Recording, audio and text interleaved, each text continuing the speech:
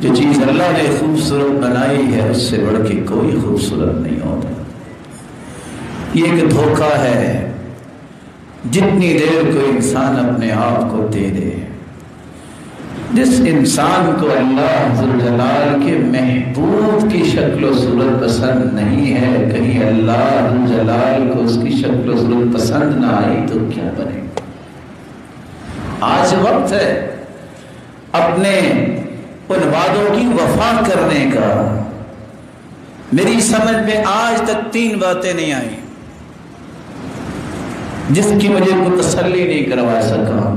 میری سمجھ سے باہر ہے کہ سگریٹ کا کیا فائدہ ہے، یعنی میں نہیں سمجھ سکا شراب کا کیا فائدہ ہے، اور میری سمجھ سے بالا تر ہے یہ کون سا رشتہ، کون سا تعلق ہے، یہ کون سا خاندان، کون سی بیوی اور اولاد ہے جو بندے کو اللہ کا مجرم بنا کے پسند کرے کہ تم شیک کرواؤ گے تو میں شادی کرواؤں گی۔ یہ کون سی بیوی ہے؟ میری سمجھ سے بالا تر ہے۔ یہ وفاؤں کے ایام ہیں۔ آپ بڑے اچھے ہیں جو بات سن رہے ہیں، لیکن یاد رکھنا میں بھی آپ کا بھائی ہوں۔ میری ذمہ داری ہے کہ میں آپ کی بھی بات سنوں اور آپ کو کچھ سناؤں بھی، جس طرح آپ کی ذمہ داری ہے کہ آپ بھی مجھے کچھ کہیں، میری بھی ذمہ داری ہے کہ میں سیدھا راستہ آپ کو دوں۔ اللہ ذوالجلال نے محمد مصطفیٰ جیسا خوبصورت انسان پیدا ہی نہیں کیا۔ اگر یہ عیب ہوتا داڑھی رکھنا تو کم از کم انبیاء کو اللہ حکم نہ دیتے اور انبیاء اس کی رکھوالی نہ کرتے۔ رسول اکرم صلی اللہ علیہ وآلہ وسلم نے یہ فرمایا تھا لوگوں استقامت اختیار کرو، اور ساتھ یہ بھی فرمایا اللہ کے رسول کے صحابی حذیفہ نے کبھی تم دائیں جاتے ہو کبھی تم بائیں جاتے ہو، یہ استقامت نہیں، استقامت سیدھی راہ پہ اپنے آپ کو گامزن کرنے کا نام ہے۔ استقامت سے کیوں انسان پھرتا ہے؟ انگلیوں پہ چند چیزیں یاد رکھیے۔ جس شخص نے رمضان کے بعد بھی بری دوستی نہیں چھوڑی، کبھی نہ امید کرے کہ میں مستقیم رہوں۔ وہی سگریٹ نوش دوست تمہیں سگریٹ پہ لگائیں، وہی تاش کھیلنے والی وہی کلینہ آپ کی، وہ آپ کو مجبور کرے گی آؤ کھیلو، وہی گانے سننے والے ڈیلی دوست تمہیں مستقیم نہیں رہنے دیں گے۔ بری دوستی جب تک نہیں چھوڑتے استقامت نہیں مل سکتی۔ اس لیے بری دوستی کی بجائے اچھی دوستی اختیار کر لو۔ علماء کی مجلس میں بیٹھنا شروع کر دو، مسجد میں بیٹھنا شروع کر دو، قرآن مجید کا ترجمہ کھول کے پڑھنا شروع کر دو، آپ کو شیطان برگلائے گا نہیں، نہ وہ کامیاب ہو سکے۔ رسول اللہ صلی اللہ علیہ وسلم نے جو قصہ بیان کیا، وہ جس شخص نے 99 قتل کیے تھے، آخر پادری سے پوچھا میری توبہ ہے کہ نہیں، اس نے کہا کوئی نہیں۔ اس نے اس کی بھی گردن اڑا دی، 100 کا قاتل بن گیا۔ کسی فہم و بصیرت والے عالم کے پاس گیا، کیوں بھئی حلی من توبہ، توبہ ہے کہ نہیں؟ اس نے کہا توبہ تو ہے، لیکن یہ ہے کہ تم یہ معاشرہ چھوڑو، غلط دوستیاں چھوڑو، اتقریت کذا و کذا فإنہم یعبدون اللہ، اس جگہ چلے جاؤ جہاں خالص اللہ کی عبادت کرتے ہیں۔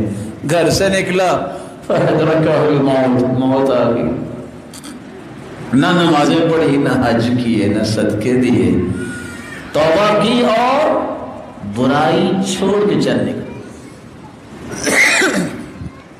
فرشتوں کی بحث و تکرار ہوئی، کچھ فرشتے کہنے لگے اس کی روح جنت جائے گی، کچھ کہتے ہیں نہیں اس نے تو کیا ہی کچھ نہیں۔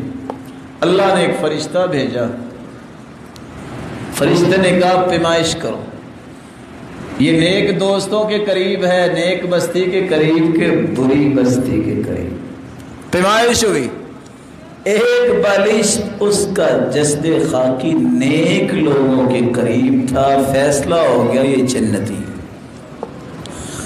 بری دوستیاں چھوڑو، غفلت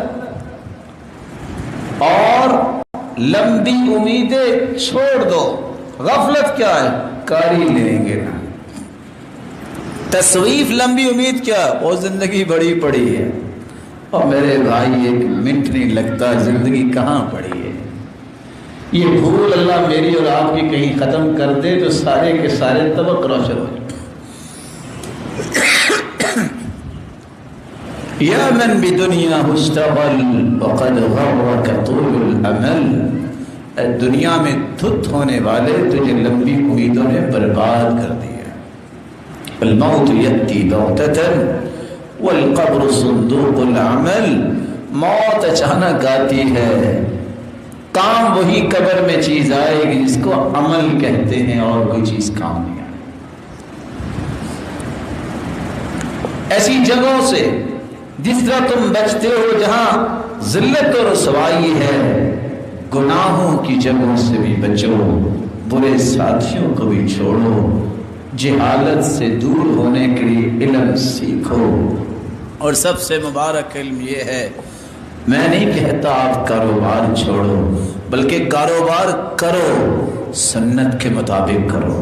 اور میری دلی دعا ہے اللہ آپ کو اتنا حلال مال دے کہ آپ کبھی حرام کے بارے میں سوچیں گے، لیکن اس کاروبار کے ساتھ وقت نکالیں۔ میں نے قرآن پڑھنا ہے، وقت نکالیں، میں نے انبیاء کے قصص پڑھنے ہیں، وقت نکالیں، میں نے صحابہ کی زندگیوں کا مطالعہ کرنا ہے، وقت نکالیں، میں نے ذکر کی مجلسیں ضرور اٹینڈ کرنی ہے، وقت نکالیں، میں نے کسی عالم کے ساتھ ضرور بیٹھنا۔